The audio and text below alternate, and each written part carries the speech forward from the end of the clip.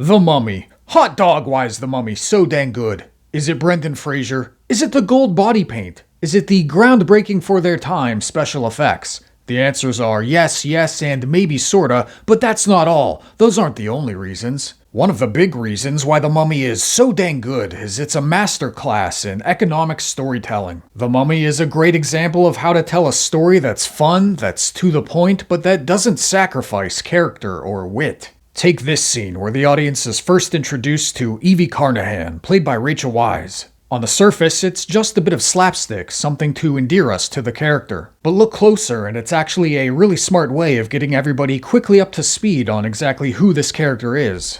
Our first impression is of a woman who's mousy, who's straight-laced. Okay, that's nothing we haven't seen before, but then again, this woman seems undeterred by climbing up a tall ladder, by the possibility of danger if her work calls for it. It isn't bravery necessarily, but a sort of tunnel vision, a reckless enthusiasm. Evie is shown literally overextending herself and in doing upends the entire library, a kind of foreshadowing to the destruction of Hamunaptra at the end of the film. After trashing the library, Evie's boss comes in and chews her out, and here the movie completes the trick of telling the audience exactly who this character is, what she wants, and where she comes from, and all with just a few lines of dialogue. Why do I put up with you?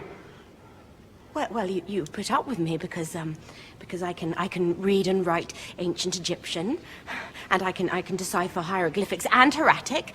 This bit tells us not only Evie's role in moving the plot forward, but also a bit about how she sees herself. Sure, she's a klutz, sure she's a bit hapless, maybe a bit naive, but she's a damn good Egyptologist, and she knows it.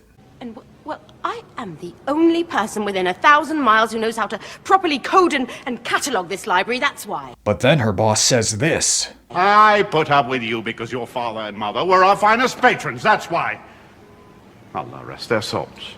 This bit tells us a few things. It tells us that Evie comes from a wealthy background, it tells us that her parents were also immersed in Egyptian antiquities, it tells us that her parents are dead, and it tells us that, despite her confidence, Evie is still hampered by self-doubt. The expression on her face shows that her boss has clearly struck a nerve, and a moment later she laments to her brother Jonathan that the Bembridge scholars have rejected her application because she doesn't have enough experience in the field.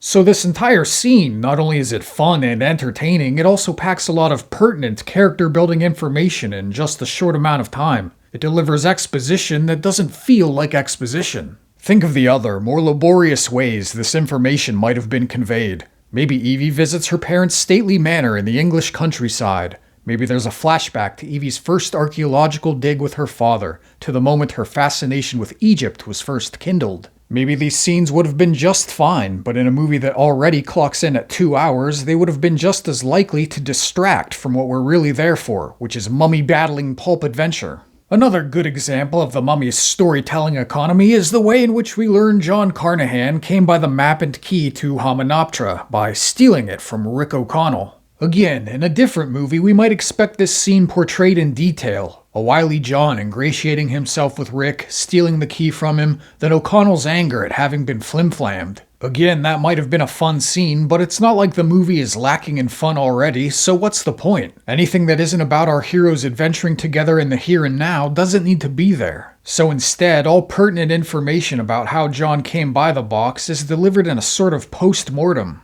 Evie and John encounter Rick in jail as he's about to be hanged. Rick says to John, "You know, I know you."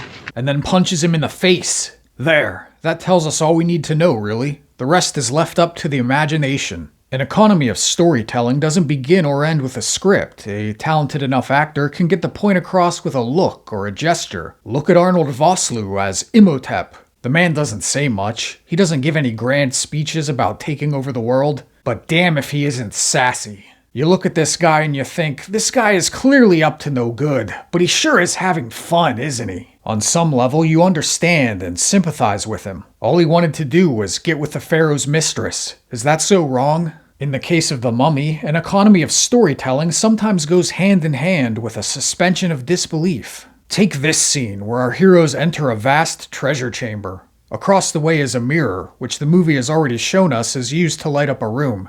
Here, rather than grope his way through the dark and turn the mirror by hand, Rick O'Connell takes aim and shoots it, lighting up the room in an instant. Is it realistic? No. Is it cool? Is it straight and to the point? Heck yes it is. The same goes for this moment at the end where a terrified Benny accidentally triggers some kind of self-destruct mechanism for the entire temple. Why build a temple with a single unsubtle self-destruct lever? Why has nobody stumbled on it before? Who cares? It doesn't matter. It lets the movie go out with a bang, just the way it should. Sometimes a sort of emotional truth means more than a strict adherence to logic, but a movie has to earn it. Great performances breathing life into well-written characters, a deliberate tone, and careful world building. These are the sort of things that go a long way to earning a suspension of disbelief from the audience. These are the sort of things that lend to concise, economic storytelling. It wouldn't be wrong necessarily to describe The Mummy as dumb fun, but I like to think there's more to it than that, or else people wouldn't keep coming back to it like they do.